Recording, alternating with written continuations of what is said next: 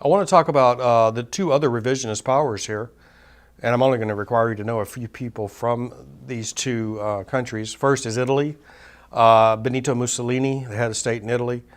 You see a picture of Mussolini and Hitler here. Oddly enough, this is one of the few people that Hitler seems to genuinely like and admire. He will borrow certain regalia and symbols from the fascists in Italy for his own Nazi party in Germany. In 1936, Hitler and Mussolini will become military allies. This pack of steel is sometimes referred to as the Axis. And Mussolini, I think it's fair to say he's not a very good ally for Nazi Germany. He tends to stick Italy's nose where it doesn't belong, and forcing Hitler to sort of bail him out on more than one occasion. Nevertheless, Hitler has genuine admiration for Mussolini, even extracts him from jail on at least one occasion. This last picture here, you can see Mussolini and his mistress. Upon trying to escape Italy at the end of the war, they are captured and massacred by Italians. I think the Italian people here are taking out their anger on Mussolini for dragging them into this disastrous war. The other revisionist power, of course, is Imperial Japan. Only two figures here that I want you to know. This is Tojo, Hideki Tojo. You can see he's a high-level army officer. You see the fruit salad on his chest. Tojo is in charge when the attack on Pearl Harbor and the massive assault of December 41 and January 42 is carried out by the Japanese forces. You see Tojo here, just like the surviving Nazi leaders who were tried at Nuremberg. Surviving Japanese leaders are tried in Tokyo. You see Tojo here with the headphones on. He's listening to the translation of the American prosecutor's charges against him. Tojo is found guilty of war crimes, and as you can see here, he is hung for his troubles. You see the two American officers behind him as the trap door is about to be sprung. The other Japanese leader that I'm going to mention, of course, is Yamamoto. Yamamoto is chief of the Imperial Navy, and he is Japan's greatest strategist. This is the gentleman who carries out the attack on Pearl Harbor, and he is killed, I think in 43. American intelligence had broken the Japanese code so we could eavesdrop on the Japanese leadership. We discovered that Yamamoto was flying from one island to another. I don't know which one, and it's not important. And we sent fighter planes after his plane and shot him down. So Yamamoto rapidly became shark food. It is a big blow to Japan. He is easily the Japanese best strategist, and he is lost in 1943. Now, we're going to look at the Allied powers. I'm just going to talk about a few figures briefly from each country. We'll start with the UK. You see a picture here of Neville Chamberlain. He is the Prime Minister of Great Britain at the beginning of the war. There are two words that I want you to associate with Chamberlain. First is appeasement. Chamberlain follows a policy of appeasement in Europe in the late 30s. This is designed to avoid a Second World War. Chamberlain believes that another war with Germany would be ruinous for his country. He certainly doesn't want to fight Germany over some obscure territories in Central Europe or Eastern Europe. So he follows a policy of appeasement to avoid this. The idea being that if we appease Hitler, if we give in to his demands to some degree, we can avoid war, and that seems like the noble thing to do. The other word I want you to associate with Chamberlain is Munich. The Munich crisis or the Munich conference. You see Hitler here, Hitler and Chamberlain, you see them shaking hands. This takes place at Munich. Munich is important because it's where the policy of appeasement reaches its apex. We'll talk about this in a little more detail when we talk about Hitler's diplomacy, but essentially the British and the French forced Czechoslovakia to give up territory to Nazi Germany to avoid war. The other figure from Great Britain, of course, is probably the most famous figure of the war. This is Winston Churchill. He will become Prime Minister of the UK following Chamberlain's resignation in the spring of 1940. Churchill embodies that determination to prevail, to survive this war, to defeat Hitler. I want you to remember that there's a solid year of the war in which Great Britain is the only country fighting Nazi Germany. And Churchill is given a great deal of credit for the moral courage and strength of character to get the British through this ordeal.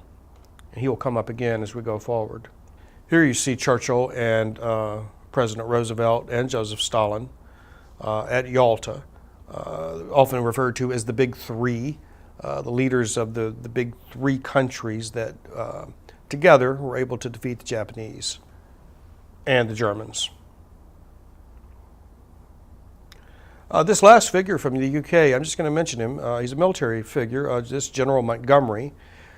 He is the foremost British general during the war, and probably his most famous campaign took place in northern Africa in 1943, 42, 43 at Alamein in Egypt. This stopped the drive eastward of Rommel's Africa Corps, thereby saving the petroleum of the Middle East from capture by the Nazis. And we'll talk about Montgomery more as we go forward. A couple of figures from France. This picture you see here is taken at Munich, the Munich conference, when the policy of appeasement is put into action. You see Chamberlain on the far left. You see Hitler in the center with Mussolini to our right. The man between Chamberlain and Hitler is Edouard Daladier. He is the Prime Minister of France. The only thing I want you to know about Daladier is that he hitches his wagon to Chamberlain's policy of appeasement. So what England does, France follows. The other figure from France is Charles de Gaulle. This is General de Gaulle.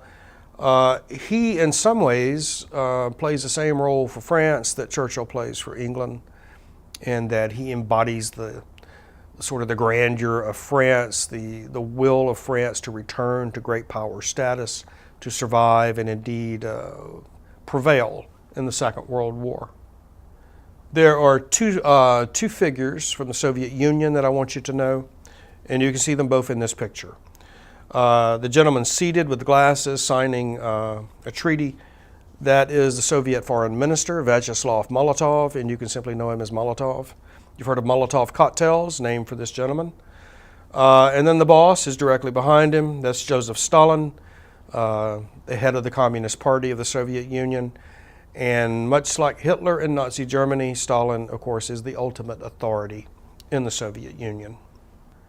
And then China. China is a very complicated situation in the Second World War, so I'm going to simplify it for you.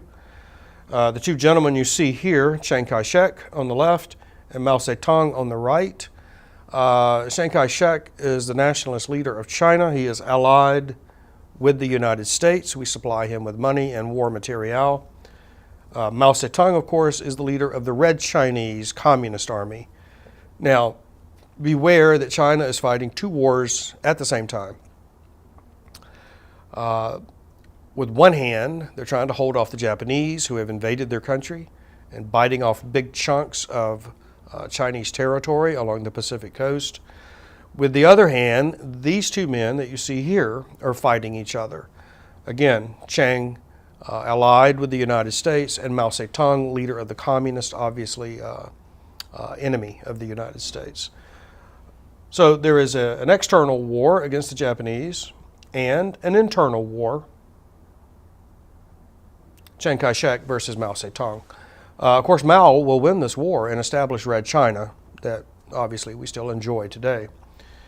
And then finally, the last allied country I'm going to talk about is the United States. And when we talk about the United States, we have to begin with President Roosevelt. If you ever wake up in the morning feeling sorry for yourself, I want you to consider what Roosevelt faced every morning the last few years of his life. First of all, he still had the Great Depression to deal with here at home. You had a war against Hitler in Europe. You had a war in the Pacific against the Japanese. and he had 10 pounds of steel braces on his legs because of his polio. So whenever you feel a little self-pity, just think about President Roosevelt. You can see him here in this photograph. This perfectly illuminates his character with his cigarette holder and his martini and his evening dress. I think it's fair to say that Roosevelt genuinely loved his job and still remains a very fertile ground for historians. Roosevelt didn't commit much to paper. The archives are thin, and we still have some doubt as to Roosevelt's motives in all instances. Now, the second figure that I want you to know from the United States, of course, is General Marshall. General George Marshall was Chief of Staff of the United States Army. I'll mention a couple of things about him. He proposed the Germany First policy. Of course, we have an enemy in Japan and we have one in Germany. Marshall said Germany is by far the more dangerous of the two and that we should eliminate Germany first. He is Roosevelt's most trusted advisor. He also, of course, fought in World War I, and through the 20s and 30s, he kept a little black book in which he would make notes of promising young officers that might be useful to the United States in the future should we ever go to war again. And indeed, he promoted and protected officers that he favored. Dwight Eisenhower, of course, George Patton would be another example. Eisenhower was elevated over probably more than 100 senior officers to command the D-Day invasion in 1944. Marshall was an essential military advisor for Roosevelt during the war. The leader of the Allied naval forces in the Pacific, Admiral Nimitz, you see a picture of him here. Our Secretary of War during the Second World War, Henry Stimson. You see a photograph or a picture of him here on the front of Time. This is a good photograph of General Eisenhower. Ike was Commander-in-Chief of Allied forces in Europe and led the D-Day invasion. You see Ike here the evening before the invasion. He's exhorting the troops. I believe this is the 101st Airborne or the 82nd Airborne that are going to be dropped in behind German lines just before the invasion.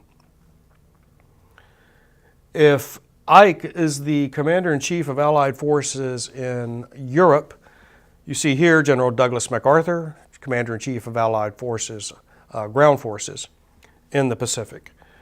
MacArthur will lead the Marines and the Army from Indonesia all the way to the Philippines and then into to the Japanese islands. And in fact, MacArthur will accept the surrender of the Japanese forces at the end of the war. The last American I'm going to mention is General George Patton, and I mention him because of his theorizing about how to fight another war should it emerge. Like Guderian in Germany, like Charles de Gaulle, General de Gaulle in France, Patton is going to experiment with the use of armor, close air support, blitzkrieg, in other words. And of course, blitzkrieg, it will be how the Second World War is fought. Quite opposite from the trench warfare, the static warfare of World War I. Our next lecture, we're going to just take a brief look at Hitler's diplomacy to see how war in Europe began. Thank you.